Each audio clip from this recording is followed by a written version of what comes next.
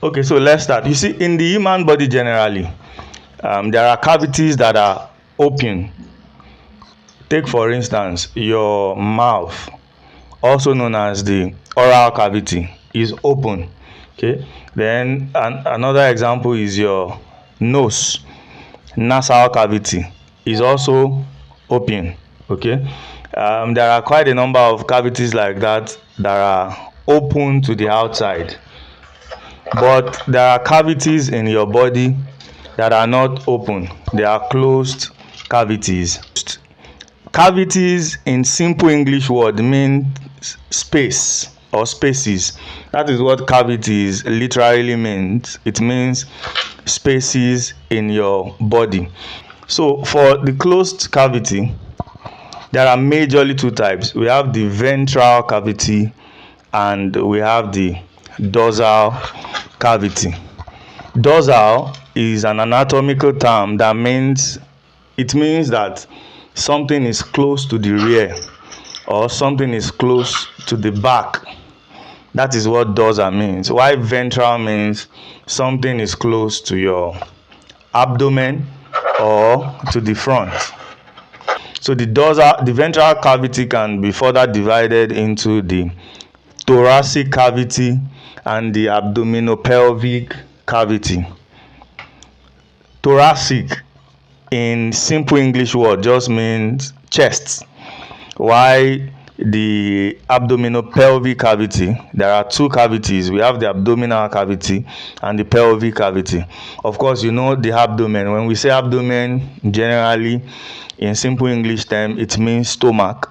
Okay, then when we say pelvic, the pelvic region is the region below your stomach that houses your reproductive organs and some part of the large intestine. Now for the dorsal cavity, the one at the back, there are two cavities. We have the vertebral cavity and the cranial cavity.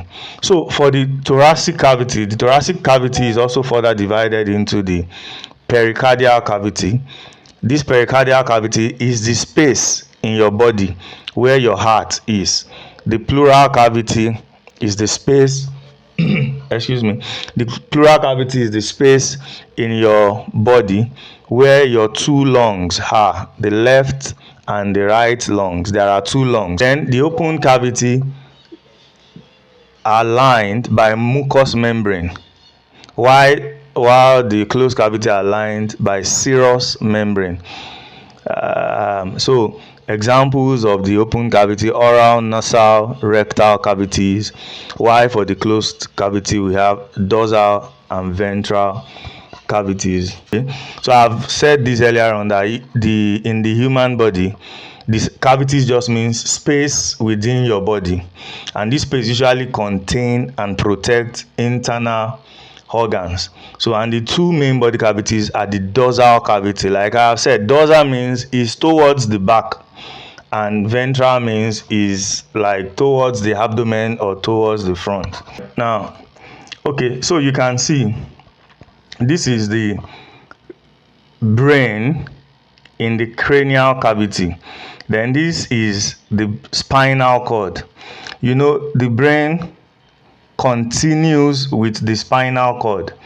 So and because your spinal cord is located at the back, so we also say that your brain is located at the back. And what links the brain and the spinal cord is the medulla oblongata. Okay, the medulla oblongata. So we have the midbrain pons medulla. Then the medulla oblongata now continues as the spinal cord. In the dorsal cavity, there are two cavities. We have the cranial cavities. This cranial cavity houses your brain. Okay. Then we have the spinal cavity. The spinal cavity houses your spinal cord. Then we have in the ventral cavity, we have the thoracic cavity, we have the abdominal cavity, and below the abdominal cavity, we have the pelvic cavity below the abdominal cavity. Okay, so in the cranial cavity we have a bone called the cranium. It is the space inside this bone that is called the cranial cavity, and this is where the brain is. Another name for this cranium is the skull. So I believe you did skeletal system, although we are still going to take the topic again. So I want to believe that the cranium is not strange to you. Then also in the dorsal cavity we have the spinal cavity, and this cavity is long, narrow, and it houses the spinal cord. That is where your spinal cord is. Okay, so there's also a bony structure that protects the spinal cord called the vertebral column. So the brain and spinal cord, they are protected by bones, like the skull for the brain, also known as the cranium, and the vertebrae for the spinal cord. Then you see inside these bones we also have membranes, and these membranes are called meninges. So the meninges also, apart from the bones, the meninges also protects the brain and the spinal cord.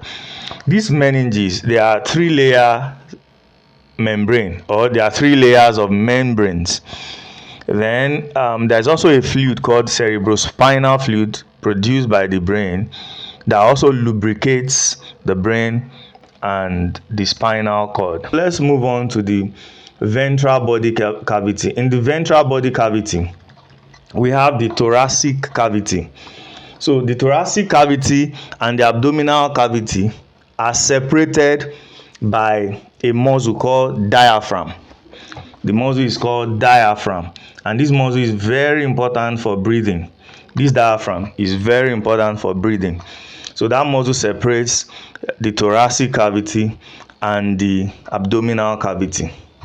So the thoracic cavity houses the heart and the lungs, and this heart and lungs, we have their own cavities too. Okay, so in the thoracic cavity we have the pleural cavity. Pleural, anytime you hear the word pleural in anatomy, we are referring to the lungs. The lung, that's what pleural means. So we have the pleural cavity, and this pleural cavity contains the lung. So in the thoracic cavity we have the pleural cavity rather, that contains the lungs. Then we have the superior mediastinum. You see, this superior mediastinum contains the esophagus and the trachea, plus your great blood vessels like superior and inferior vena cava. Then the inferior mediastinum. The inferior mediastinum contains the pleural cavity, which houses the lungs, and the pericardial cavity, which houses the heart. You know, cardiac means heart, so when we say pericardia, it means the heart. Okay, cardiac means heart, so when we say pericardia, it means the heart. So but the long and short of this story is that the thoracic cavity contains the pleural cavity that houses the lungs, the 2 lungs, we have left and right. Then we have the pericardial cavity that contains the heart. So both the heart and the heart is located in the mediastinum. This is important. There is one NPC question in anatomy that says which of the following structure houses the heart. So the heart is located in the mediastinum. Okay, it's important you know that. So now let's go to the abdominal cavity. So the abdominal cavity is located below the diaphragm. The abdominal cavity is located below the diaphragm, and it contains the stomach, your major organs of digestion. The stomach, the liver, the spleen, the gallbladder, the pancreas, the small intestine, and most of the large intestine. So these are the organs in the abdominal cavity. So in your pelvic cavity, which organs do we have? Your pelvic cavity contains the urinary bladder. Okay, it contains the urinary bladder. This semester you must have done excretory system very exhaustively. So the urinary bladder is not strange to you. It holds urine. it stores urine for the main time before you urinate. So the pelvic cavity houses the urinary bladder and some portions of the large intestine, and most of your reproductive organs are in the pelvic cavity too.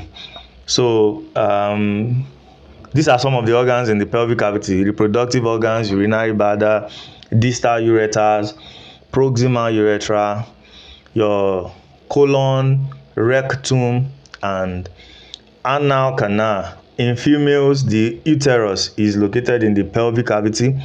Fallopian tubes, ovaries, upper vagina are all located in the pelvic cavity. So I've said this before, that the diaphragm separates the thoracic cavity from the abdominopelvic cavity. So I said earlier on that the closed body cavities are lined by serous membranes. Okay, now these serous membranes have two layers. We have the parietal layer, which line the cavity walls, and we have the visceral layer, which covers the organs. And this layer of the membrane is also known as the viscera. Okay, so this is a pictorial representation of the diaphragm.